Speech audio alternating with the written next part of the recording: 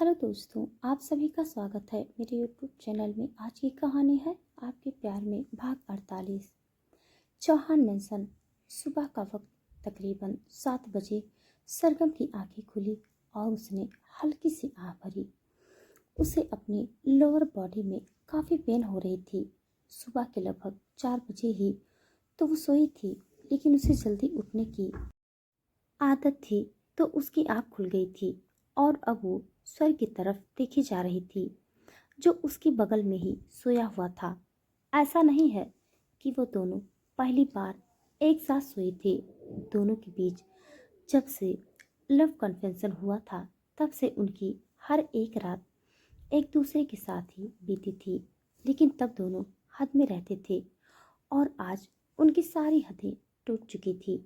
इस वक्त वो दोनों ब्लैंकेट के नीचे पूरी तरह से पहली बास में थे और अब सरगम ने स्वर की पीठ पर अपना हाथ रखा, जो पेट के बल सोया हुआ था, और उसका एक हाथ सरगम के पेट पर भी था। उसके हाथ रखने भर से ही स्वर की नींद खुल गई थी, पर उसने अपनी आंखों को नहीं खोला।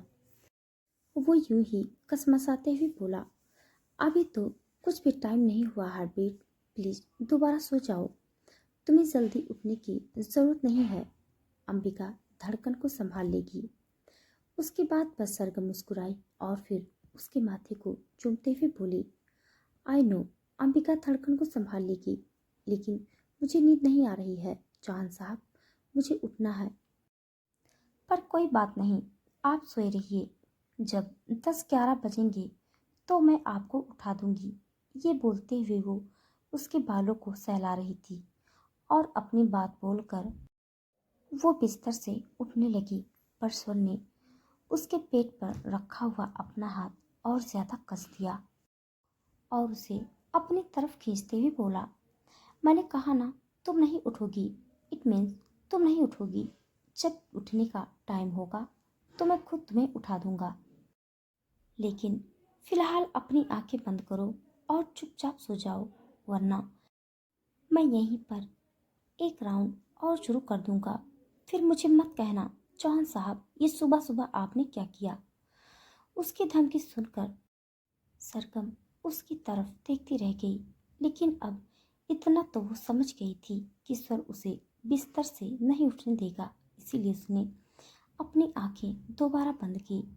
पहले तो उसे लग रहा था कि उसे दोबारा नींद नहीं आएगी, लेकिन तकरीबन 10-15 मिनट में ही वो गहरी नींद में जा चुकी थी और अब सुबह के लगभग से 11 बजे सरगम की आंखें खुली और ये सोचते हुए कि शायद अभी 8:30 या 9 बजे होंगे, उसने अपनी आंखें मसलते हुए सामने वॉल क्लॉक की तरफ देखा।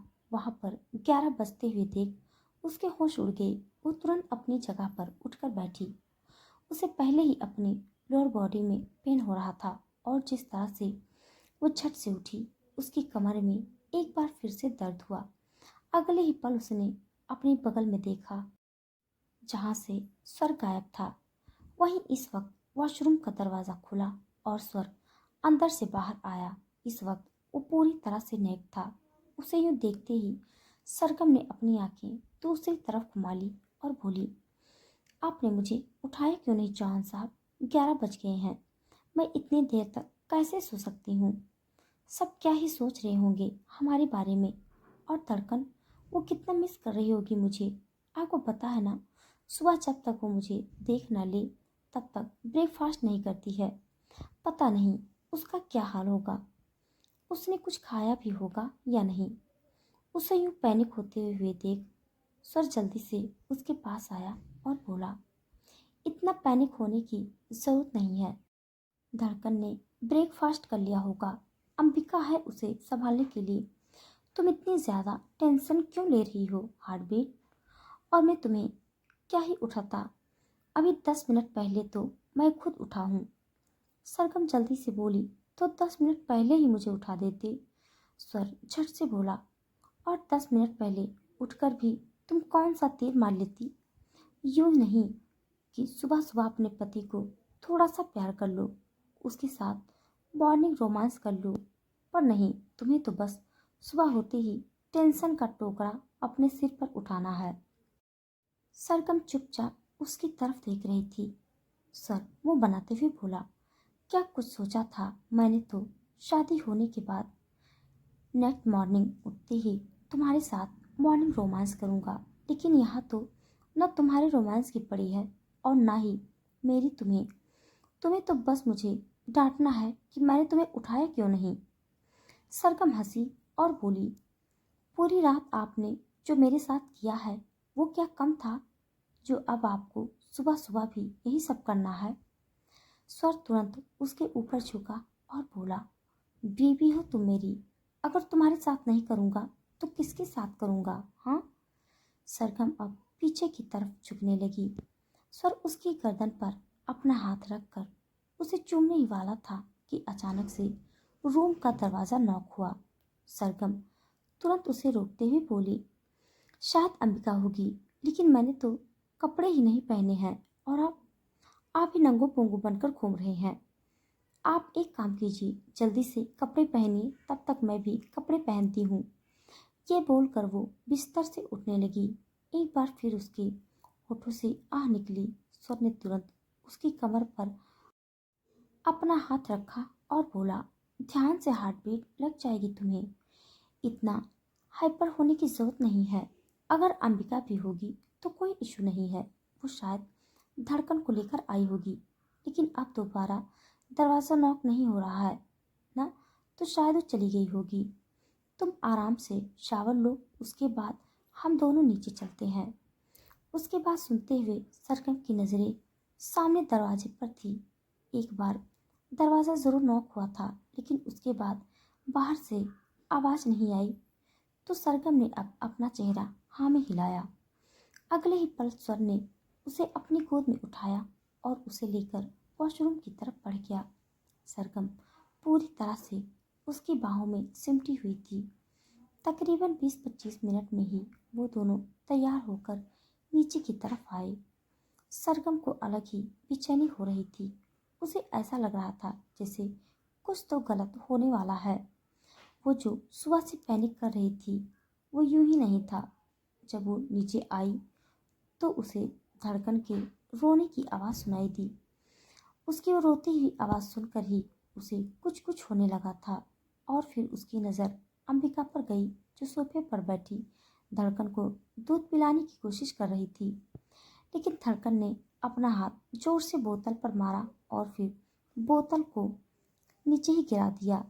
सरगम ने तुरंत आकर धड़कन को उठाया, लेकिन अगले ही पल उसकी आंखें हैरत में फैल गईं। वो जल्दी से बोली, ये धड़कन तब क्यों इतना रही है?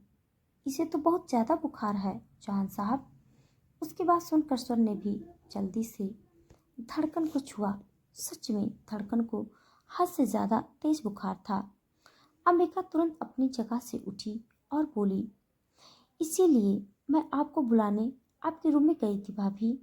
पता नहीं सुबह से ही धड़कन को बहुत तेज़ बुखार है। मैंने दवा दे दी है, लेकिन उसे दवा से भी कोई फर्क नहीं पड़ रहा है। उसकी बात सुनकर सरगम को और भी ज़्यादा घबराहट होने लगी थी। धड़कन को बुखार आना भी नॉर्मल नहीं था। वो अब अपनी आंखों में आंसू लिए स्वर की तरफ देख रही थी और स्वर ने अब तुरंत उसके गाल पर अपना हाथ रखा और बोला, डोंट वरी, कुछ नहीं होगा हमारी धड़कन को। ज़रूरी नहीं है कि बुखार का मतलब वही सब हो।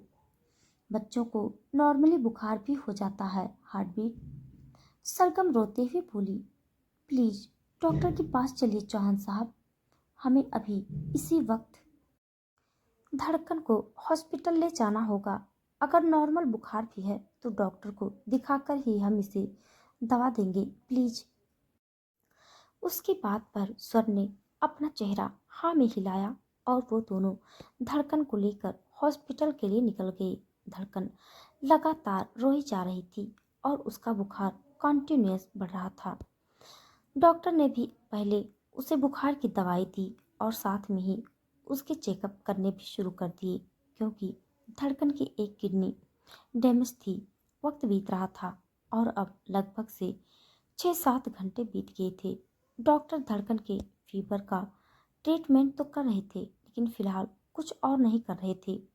क्योंकि अभी रिपोर्ट्स नहीं आई थी और सरगम और स्वर दोनों ही फिलहाल धड़कन को संभाल रहे थे।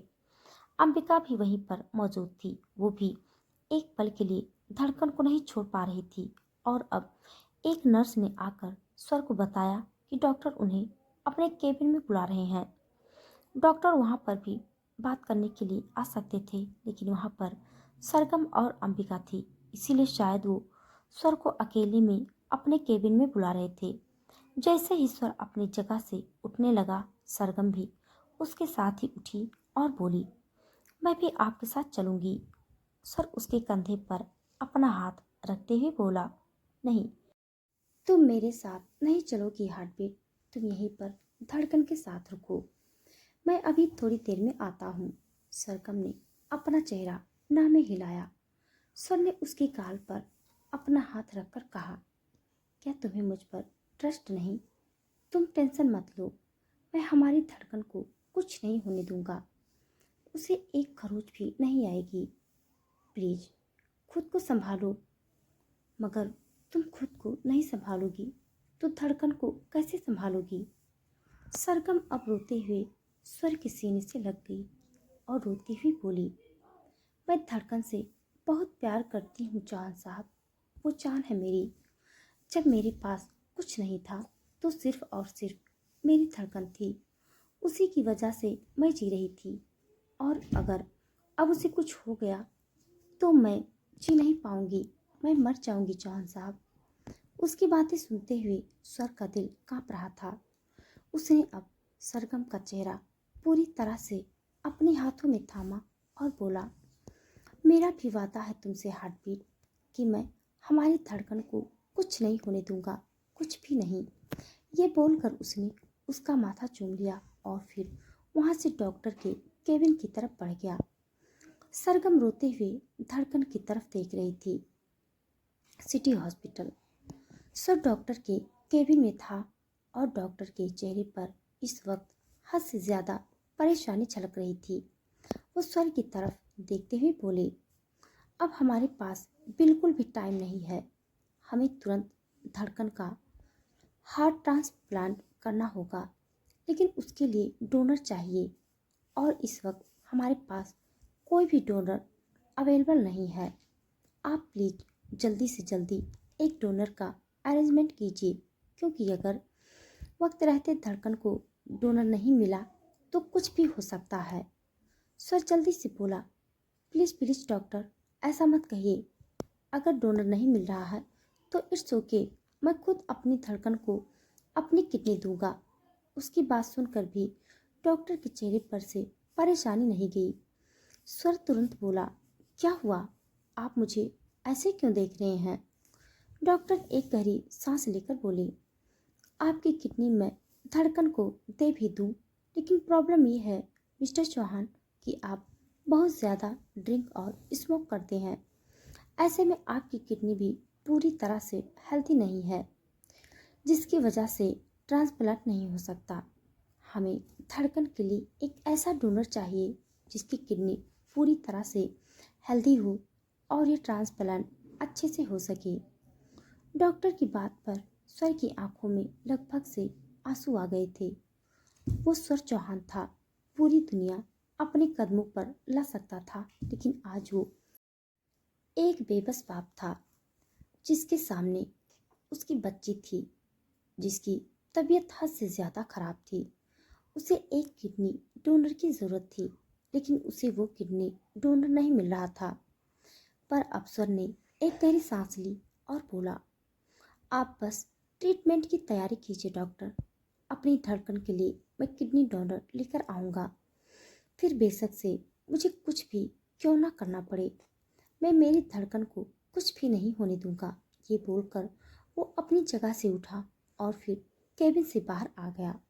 बाहर आते ही उसने अपने मैनेजर को कॉल किया और जैसे ही सामने से रितेश ने कॉल रिसीव किया, स्वर जल्दी से बोला, मुझे अभी इसी वक्त धड़कन के लिए किडनी डोनर चाहिए, बेशक से कहीं से भी ढूंढ कर लेकर आओ रितेश, लेकिन जल्द से जल्द मुझे एक किडनी डोनर लाकर दो।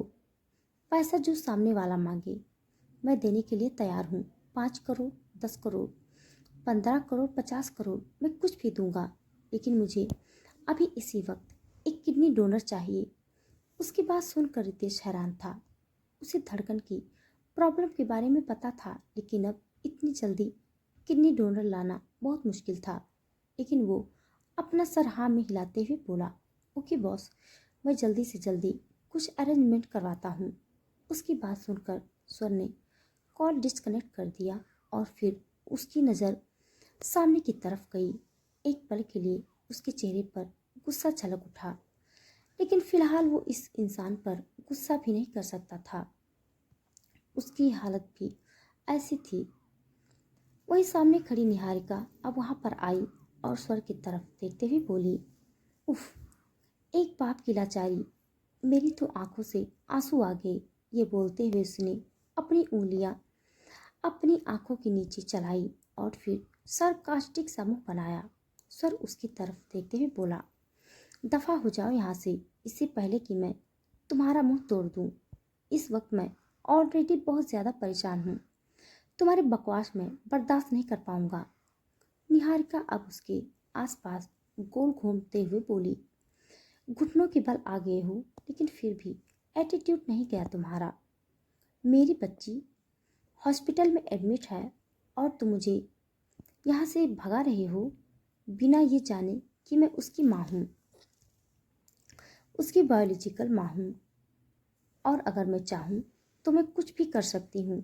वो बच्ची जो इस वक्त बेड पर लेटी हुई तड़प रही है, मैं उसकी जान बचा सकती हूँ। ये बोलते हुए उसके चेहरे पर बड़े ही तिरछे एक्सप्रेशन थे। उसकी बात सुनकर स्वर भी एकदम से होश में आया। अब तक वो निहारिका पर गुस्सा कर रहा था, लेकिन अब वो निहारिका को कंधों से पकड़ते हुए बोला, हाँ, तुमने सही कहा, तुम धड़कन को बचा सकती हो। अगर तुम चाहो तो धड़कन को कुछ नहीं हो सकता। मैं तो उसे अपनी किडनी नहीं दे सकता, लेकिन तुम तो दे सकती हो ना। हाँ, तुम मेरी धड़कन को बचा सकती हो। ये बोलकर अब वो मुस्कुराया। उसके एक्सप्रेशन देखते हुए निहारिका के चेहरे पर भी कुटिल मुस्कुराहट थी। वो अब तुरंत पीछे की तरफ हट गई और बोली, हाँ, तुमने सही कहा, मैं धड़कन को बचा सकती हूँ, लेकिन क्या क्या तुम्हें लगता है कि मैं ऐसा करूँगी? उसकी बात पर स्वर के चेहरे का रंग उड़ गया। निहारिका अब हल्का सा मुस्कुराई और बोली, अगर तुम चाहो तो कर भी सकती हूँ। स्वर तुरंत बोला, क्या चाहती हो? निहारिका अभी भी मुस्कुराते हुए बोली, कितनी अच्छी तरह से जानते हो तुम ना मुझे। जब तुम ये जानते हो कि मैं फ्री में तो किसी को अपना एक बाल तक ना दूं, किडनी देना तो दूर की बात है, तो ये भी जानते होंगे कि मुझे इसके बदले में चाहिए क्या। स्वर गुस्से से दांत पीसते हुए बोला, मैंने तुमसे ज्यादा बेगैरत औरत आज तक नहीं देखी। यू नो व्हाट, अब मुझे सच में सरगम पर और भी ज्यादा प्यार आता है कि वो उसकी माँ ना होते हुए भी धड़कन को कितना प्यार करती है। और एक तुम हो जो उसकी सगी माँ हो, लेकिन तुम्हारे अंदर माँ जैसा कुछ है ही नहीं। माँ के नाम पर कलंक हो तुम। निहारिका तिरछी मुस्कुराहट के साथ बोली, तुम्हारे मुंह से अपनी तारीफ सुनकर अच्छा लगा, लेकिन अब डील की बात कर लें या फिर मैं जाऊं यहाँ से। वो एक्चुअली मुझे वेकेशन पर जाना है, तो मेरे पास ज़्यादा टाइम नहीं है। अगर तुम डील एक्सेप्ट करते हो तो मैं अपना वेकेशन कैंसिल भी कर दूंगी, वरना तुम्हारी इन बातों को सुनने के लिए तो मेरे पास ज़रा सा भी टाइम नहीं है। सर गुस्से से कांपते हुए बोला, बताओ बताओ मुझे क्या चाहिए तुम्हें? अपनी धड़कन के लिए तो मैं खुद को भी दांव पर लगा दूं। पैसा और प्रॉपर्टी तो चीज ही क्या है। अपना मुंह खोलो निहारिका ओबराय, तुम जो मांगोगी तुम्हें मिलेगा। निहारिका हंसकर बोली, गुड डिसीजन। खैर ज़्यादा कुछ नहीं, बस चौहान प्रॉपर्टी, वो भी सारी की सारी, और साथ में तुम्हारे और सरगम के डाइवोर्स पेपर। स्वर के पैरों तले जमीन खिसक गई। उसे अपनी प्रॉपर्टी से कोई लेना देना नहीं था।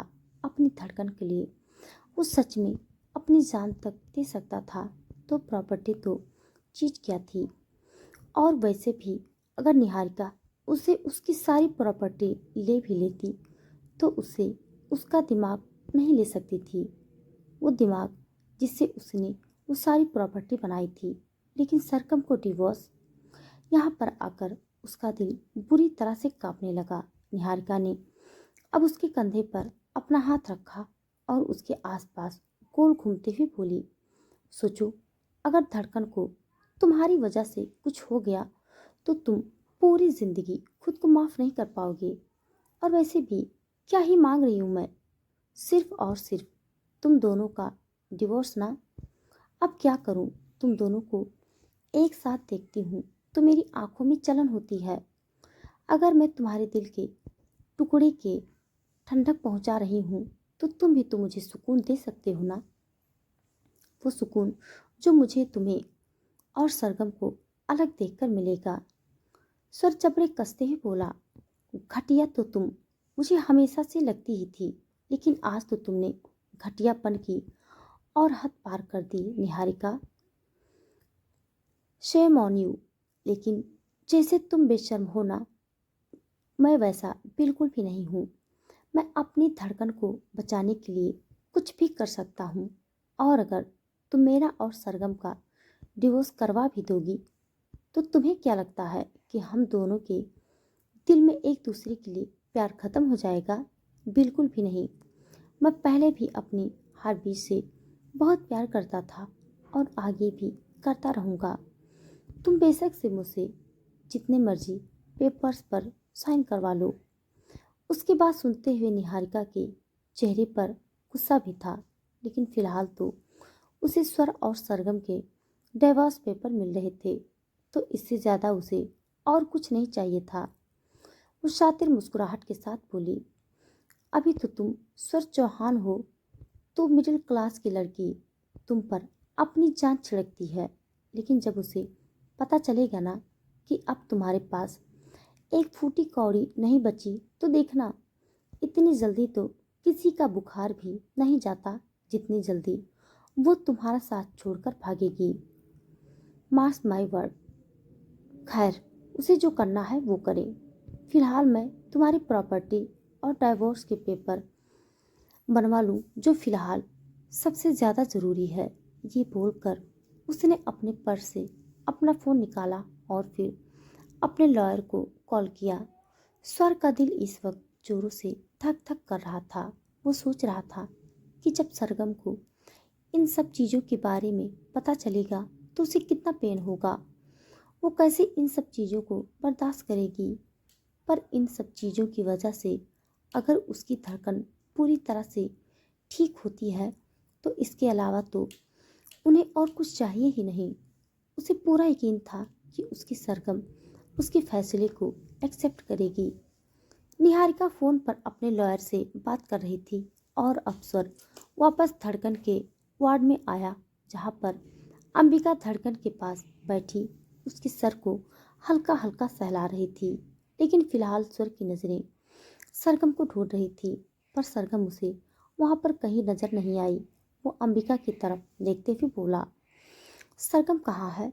अंबिका एकदम नॉर्मल होकर बोली, वह एक्चुअली सरगम मंदिर गई है धड़कन के लिए प्रे करने, अभी थोड़ी देर में आ जाएगी। उसकी बात सुनकर स्वर ने राहत की एक सांस ली।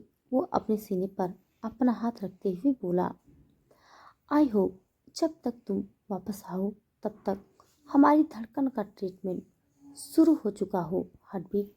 सोचा नहीं था कि शादी के जस्ट बाद ही ऐसा कुछ होगा। आई एम सो सॉरी मेरी जान, मेरे पास इस वक्त इसके अलावा और कोई ऑप्शन नहीं था। ये बोलते हुए उसकी आंखें एक बार फिर से गहरी लाल हो चुकी थी। तो दोस्तों, आज के लिए बस इतना। इसके आगे का भाग जानने के लिए आप सब मेरे साथ बने रहिए। हमारी कहानी आप सबको कैसी लग रही है कमेंट बॉक्स में ज़रूर बताइएगा। तब तक के लिए धन्यवाद।